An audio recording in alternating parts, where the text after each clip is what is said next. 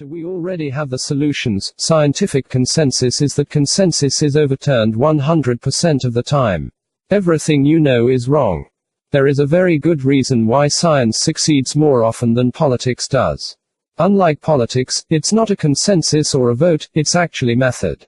The scientific method. Anyone who has read this blog before probably knows I'm a lifelong science junkie as well as someone who spends thousands of hours breaking down the political and economic agendas behind the special interest groups that guide public policy. In many ways I'm actually uniquely qualified to tie these angles together in ways not well understood by the overwhelming majority of people. That actually includes scientists. Scientists are notoriously naive in the political and economic forces that drive the human world. First and foremost, what is this so-called consensus anyway? You will be horrified to find out, it's not specifically that global warming is man-made. It's simply that humans contribute to climate change in an unknowable way and to an uncertain extent. Here a former member of the consensus establishment turns whistleblower and tells us about the coercion behind the scenes. Play embedded video. If you're already surprised, hang in there, because it gets far, far worse. But first, let's take a step back for a moment. Long before our modern consent manufacturing establishment existed, consensus was manufactured by the church, which was the establishment of its time. Anyone who went against God's word was considered a heretic, aka Ecdenia, in the accepted contemporary worldview of good people. To be Ecdenia was to be a bad person. The absolute settled truth, in those days God's word, was the equivalent of today's settled science back then. The big issue back then was not climate change, it was that the sun revolved around the earth.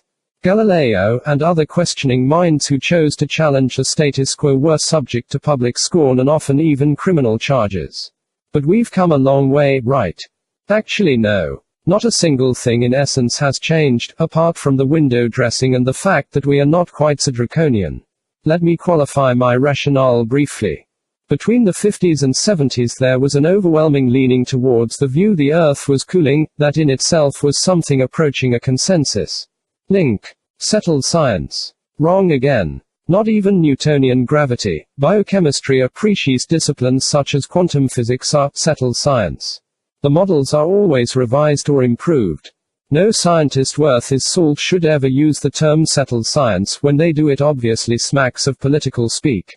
Do you really think the fledgling science of climatology, involving combining the Earth's history, its oceans, atmosphere, poles, ice trends, geological landscape, solar activity and other cosmic factors from deep space, and putting them all together, could possibly be settled science?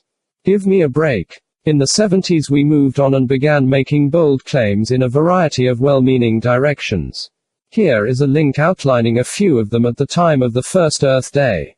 Link. And, let's face it, the real inconvenient truth is that things have not really gotten any better with the abysmal and mischievous models, notably the failure of the emergence of the catastrophic feedback loop by 2005, the melting of the poles and the expected catastrophic sea level rise coming from scientists and celebrities alike, usually just after they land on the runway nearest the beachfront properties in the gas-guzzling private jets. No names mentioned. I'll give you a clue, it's Al Gore and Leo DiCaprio. But how can this be?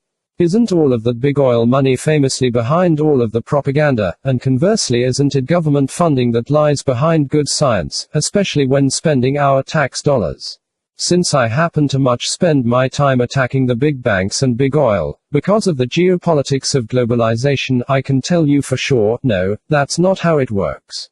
Governments, especially governments catering for the neoliberal establishment, typically will cater for special interests just as much as they do for the neoconservative establishment. They all cut healthcare, education, welfare, and social services. The evidence clearly shows us that they all overwhelmingly increase military spending most of all and seldom follow through on tax breaks to match the campaign promises.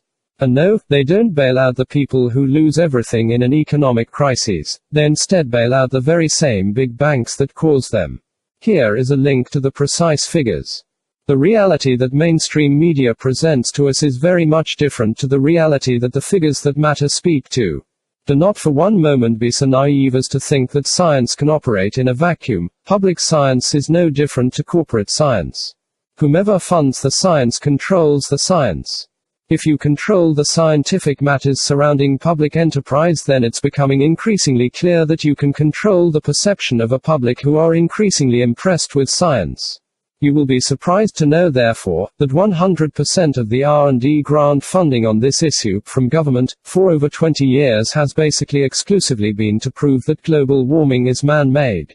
Here is the EPA government public disclosure.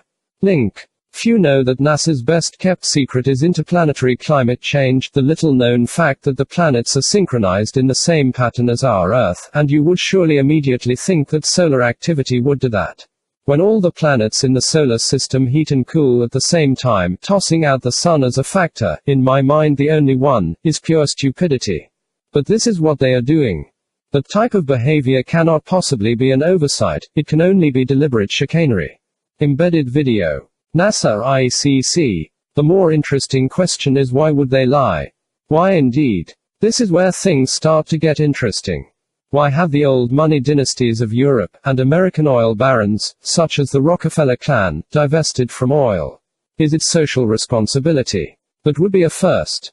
And why all the paradoxes? I've actually dealt with those issues in previous posts which you should read. This is where the penny starts to drop because the information is very well hidden.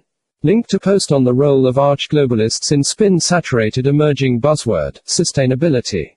Link exploring the role of big banks and globalist climate conferences.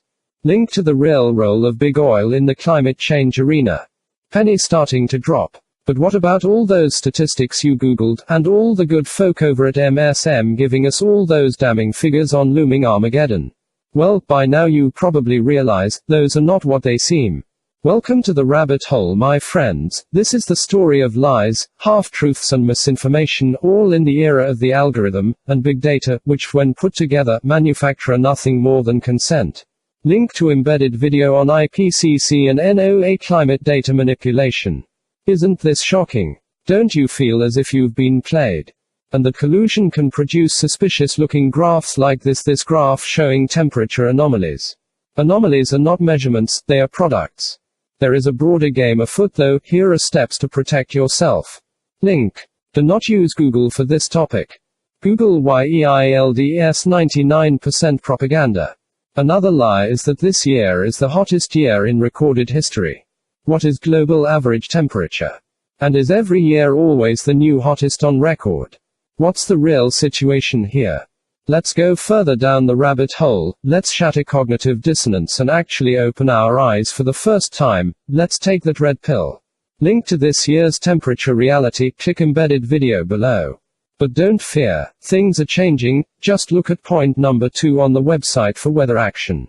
Weather Action is notable long-range forecaster's utility with an unquestionable pedigree.